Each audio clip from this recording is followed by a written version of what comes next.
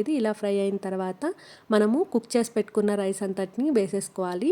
Rice అంతా వేసేసుకున్న తర్వాత ఆనియన్స్ అంతా రైస్కి పట్టేలాగా బాగా కలిపేసుకోవాలి. అండ్ ఇందులోకి నేను టేస్ట్ కోసం మ్యాజిక్ మసాలా పౌడర్ అనేది వేస్తున్నాను.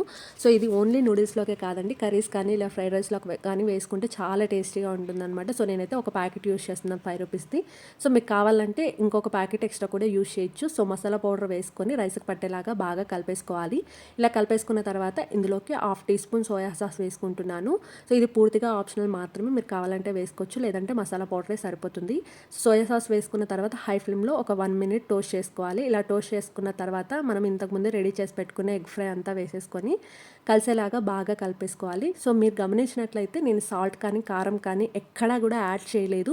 సో ఎందుకంటే మనం వేసిన మసాలా పౌడర్లో సాల్ట్ ఉంటుంది అండ్ సోయా సాస్లో ఉంటుంది. ఇప్పుడు వేసిన ఎగ్ ఫ్రైలో కూడా సాల్ట్ అండ్ కారం రెండు ఉన్నాయి. అండ్ నేను రైస్ కూడా కొంచెం ఉప్పు వేసి ఉడికించుకున్నాను అనమాట. అందుకు నాకు సాల్ట్ అనేది చూసుకొని